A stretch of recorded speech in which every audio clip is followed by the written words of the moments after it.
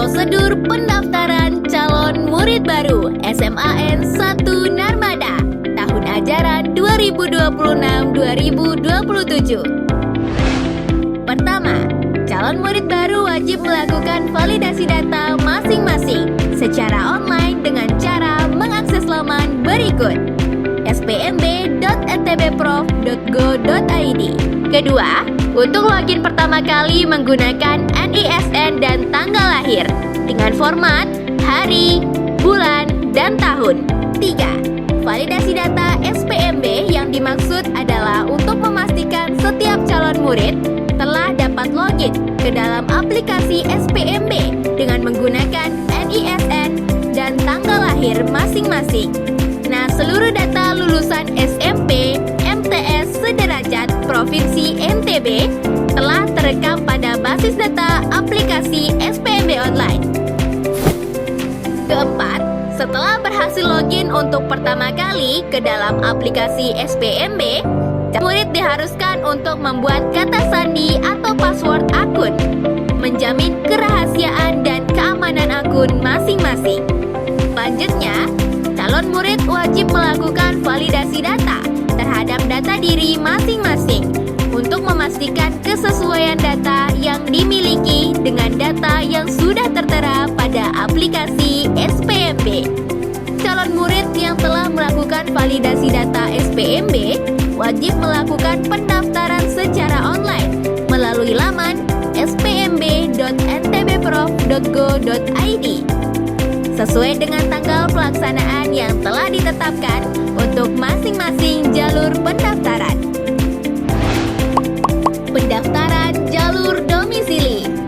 Pertama, calon murid baru menginput NISN dan tanggal lahir sebagai password yang telah dibuat untuk login ke dalam aplikasi SPMB online. Kedua, calon murid baru wajib mengunggah foto diri dengan seragam sekolah SMP atau MTS sederajat berlatar warna merah. Ketiga, calon murid wajib menentukan titik lokasi rumahnya berdasarkan alamat rumah yang tertera pada dokumen kartu keluarga dan tentukan titik koordinat rumah melalui peta yang tersedia pada aplikasi. Keempat, calon murid wajib menginput nama orang tua sesuai ijazah, mengunggah ijazah atau surat keterangan lulus serta mencantumkan nama sekolah asal.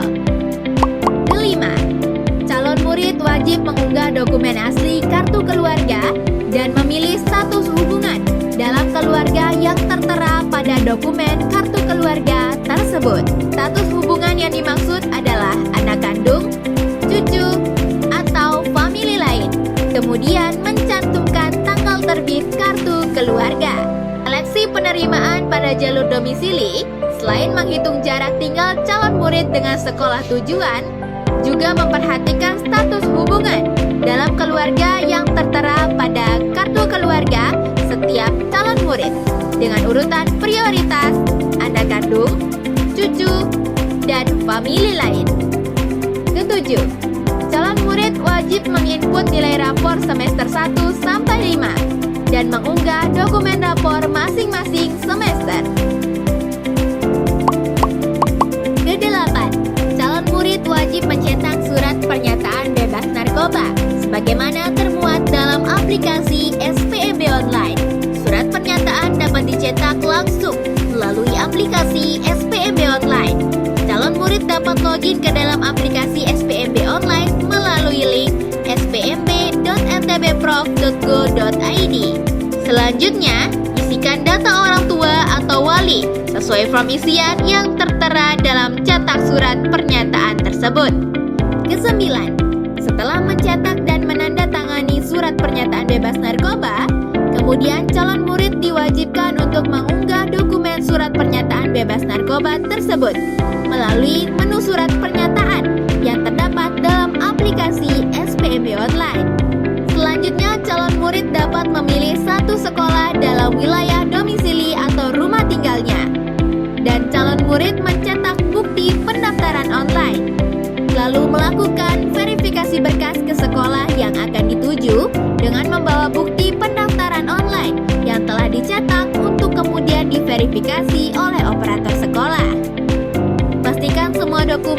di bawah merupakan dokumen asli buku rapor, ijazah surat keterangan lulus, dokumen kartu keluarga, surat pernyataan bebas narkoba.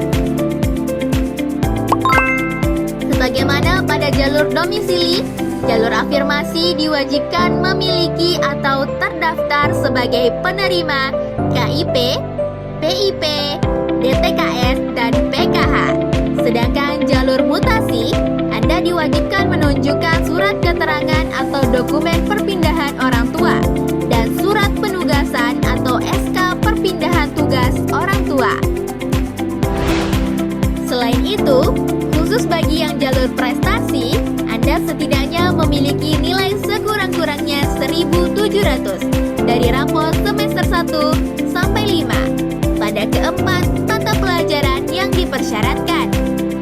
Sedangkan non-akademik diwajibkan menambahkan sertifikat prestasi yang dimiliki, minimal tingkat kabupaten atau kota.